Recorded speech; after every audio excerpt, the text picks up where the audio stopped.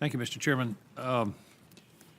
The key thing coming out of this, it seems to me, is that good intentions and emergency discussions and, these kinds of reassurances aren't going to solve this problem. This strikes me as a structural problem, and I want to focus in on the contract with these entities, because one of the problems is the customer on those contracts is the Navy or the Army or the Air Force, not the tenant. So if the enforcement of the contract has to rest upon the Navy, the Army, and the Air Force. Do you see what I'm saying? That there's a disconnect there. So I presume these contracts, I'll ask you, Secretary Spencer, are incentive-based. They're incentives for good performance. Is that correct?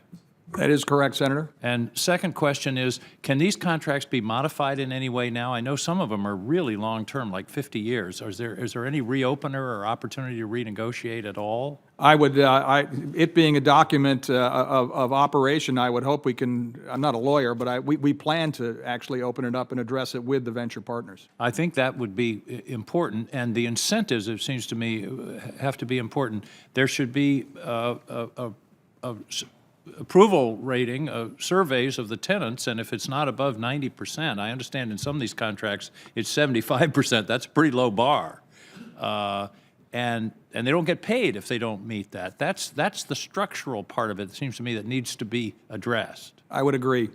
And the question is, let's say you had a perfect contract, but if it's not enforced, if it's not managed properly by the service, then it's still not going to work. And there has to be somebody either at the base, and I don't know the answer to this, either at the base or at the Pentagon, I would think the base, who's responsible and who's accountable for the enforcement of this contract. My old management theory is you need one throat to choke.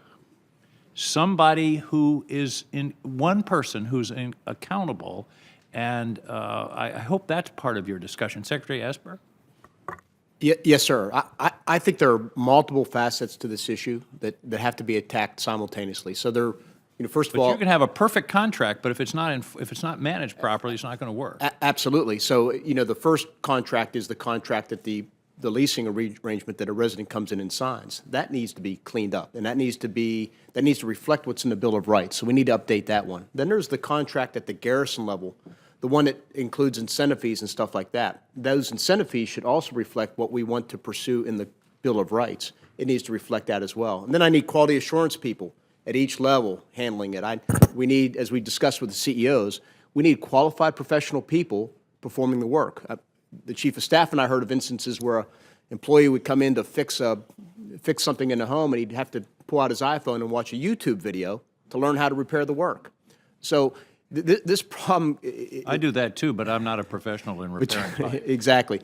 So this problem has to be tackled on multiple levels, certainly from the contractors, and then we have an important role, at least with the Army, in terms of doing quality assurance, quality control, training our garrison commanders to make sure that we implement and enforce the garrison level arrangements vigorously. Well, Secretary Spencer, it seems to me that technology can help us out here. You could develop I would call it a RAT app, where the tenant can take a picture, send it, it would automatically go to the person who's responsible for managing the contract and the contractor, and the clock would start running, and there would be a way of keeping track of whether that repair was made and how it was made and how soon it was made.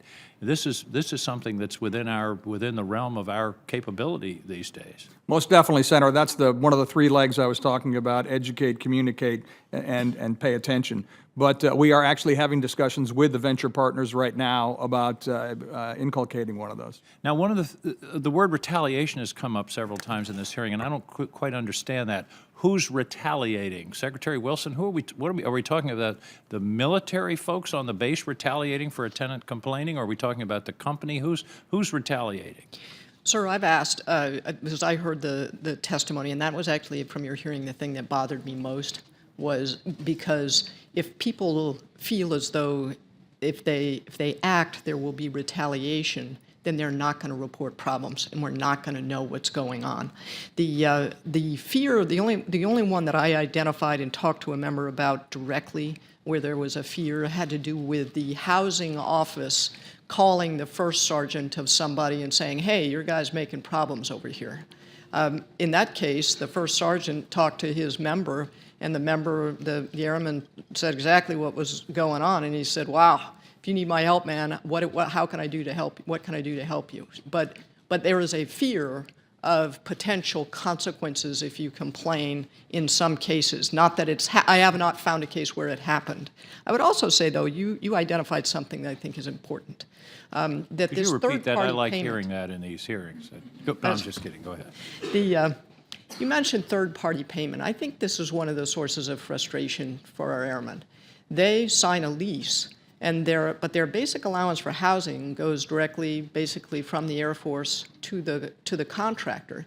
If you were downtown paying your rent payment to your landlord, and you had a problem with rats or mold or whatever, There's a direct relationship. there's a direct relationship. You can report it, and if you don't get a satisfactory answer, you can walk in and holding your check and saying, I'm not going to give you this until you fix this problem.